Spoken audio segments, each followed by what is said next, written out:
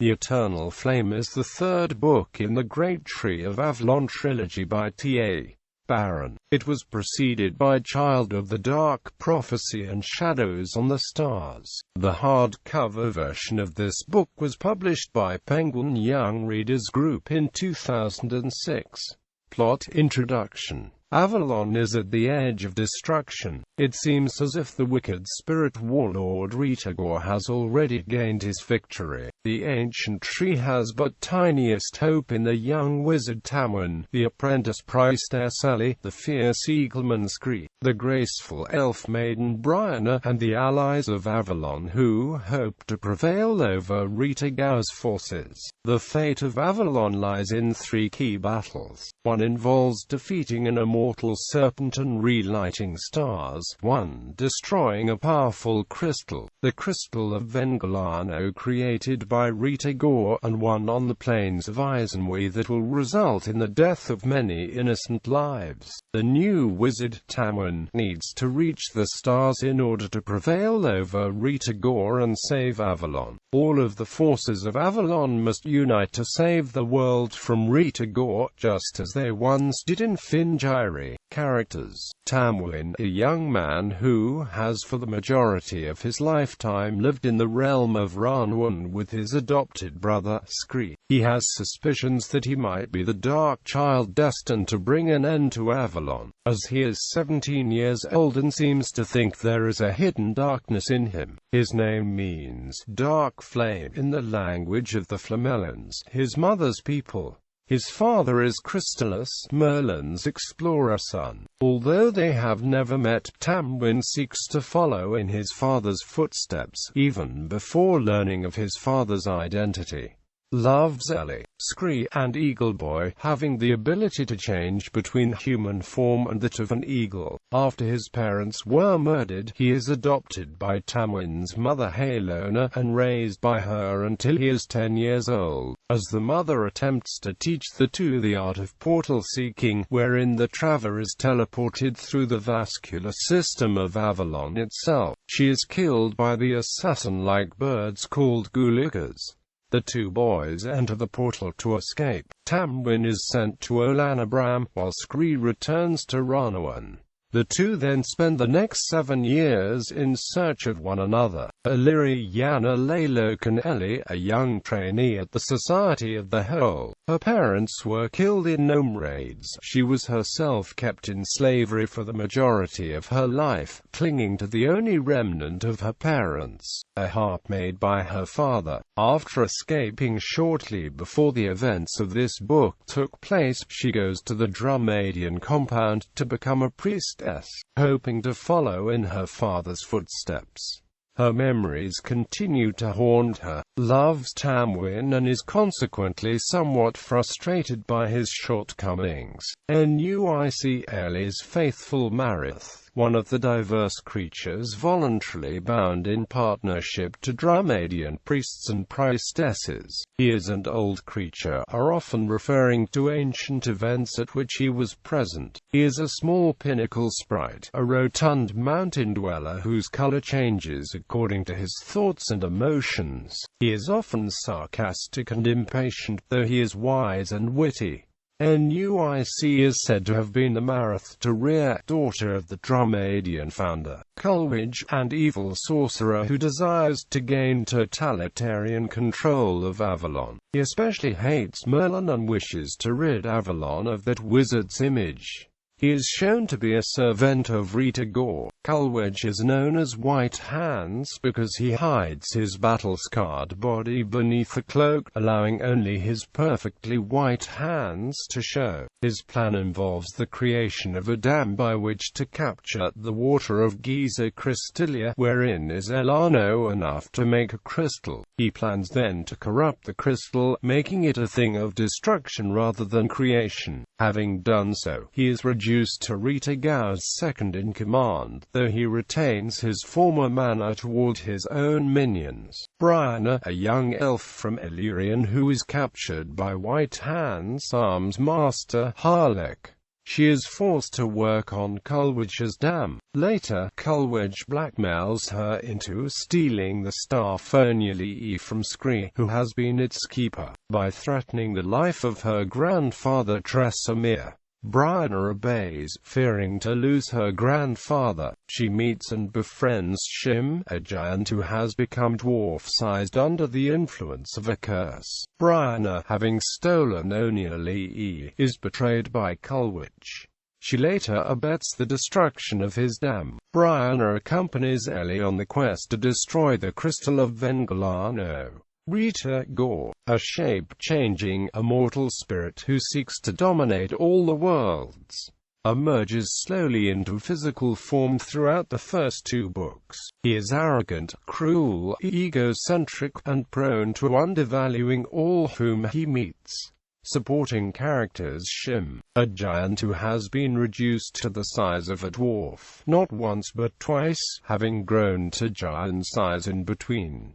He is as old as Avalon itself. Shim is a friend of Merlin's, encountered first in the lost years of Merlin. In Child of the Dark Prophecy, he befriends Bryana. Shim always speaks with a particular mannerism, distinguished by his haphazard use of suffices and his use of synonymous adjectives such as certainly, definitely, absolutely in trios. Henny is a hula, a mischievous, reckless, comical person who sees life as a game. He enjoys seeing people become frustrated or hot-tempered, because they are then excited and therefore appear absurd to him. He fulfills this liking by joining the traveling group consisting of Ellie, Nuic, Linya's Marath Phelin, and Tamwin, whom he teases relentlessly. Henny, for his part, becomes more sober as a result of his experiences of violence and danger. Although Tamwin presumes him dead after their involuntary separation en route to the stars, it is implied at the end of the book that he is still alive. He is reunited with Tamwin in the eternal flame and accompanies him further up the tree. Linya, a priestess of the Society of the Whole.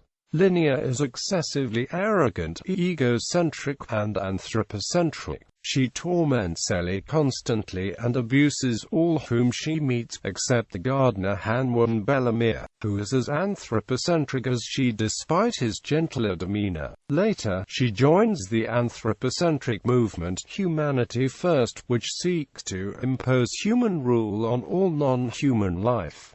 Batty Lad Basilgarad, a small, green-eyed, bat-like creature who joins Tamwin.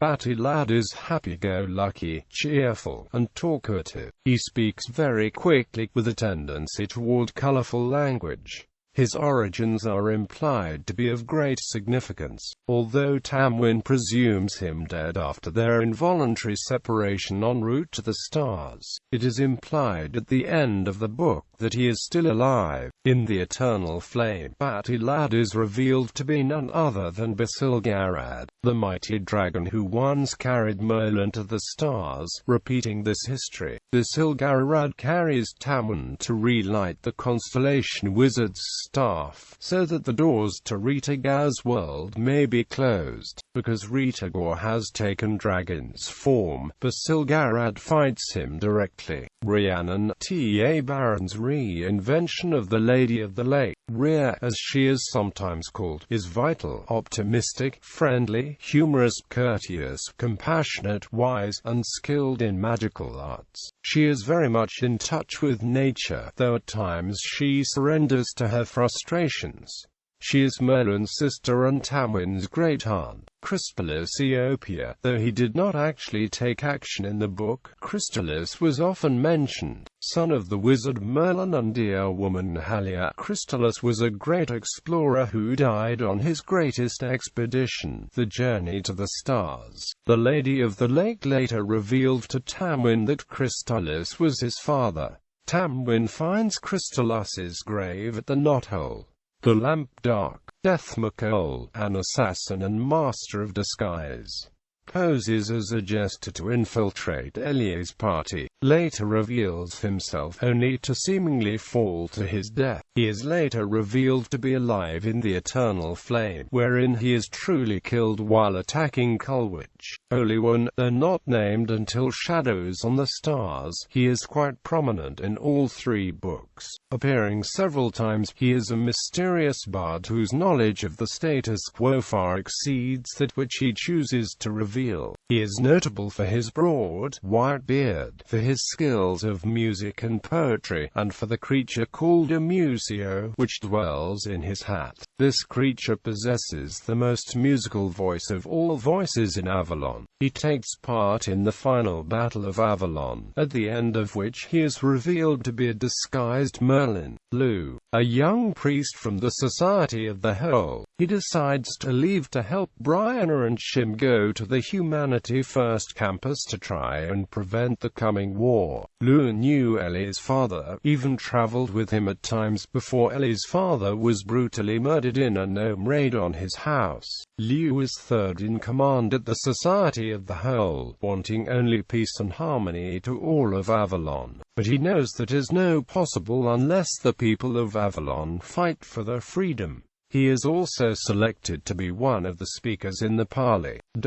The 7 root realms of the Great Tree of Avalon. The Great Tree of Avalon splits into 7 roots: air root, mud root, stone root, water root, fire root, shadow root, wood root. Each is named for the primary component of its environments. The middle realm of the Great Tree of Avalon. The middle realm of Avalon is the trunk of the Great Tree, which has a few important places: the Great Hall of Heartwood, the Spiral Cascades, murals of the Story Painters, Lost Realm of the Fire Angels, Merlin's Knothole, the Starwood realms of the Great Tree of Avalon. The Starwood realms of Avalon are the branches and stars. Much of the eternal flame occurs here. The stars Pegasus, the Wizard's Star, Golden Bough, the Mysteries, Fires of Ogalad the Worthy, the River of Time, the branches Bubbling Pits of Resin, Holosar, lowest realm, to the Taliwan, Merlin's Pinnacle, Starlight's Palette, Lakes of Astonishing Clarity, River of Time, Stargazing Point of Angus Oge, Outer Holosar, Forstands of Atoloso,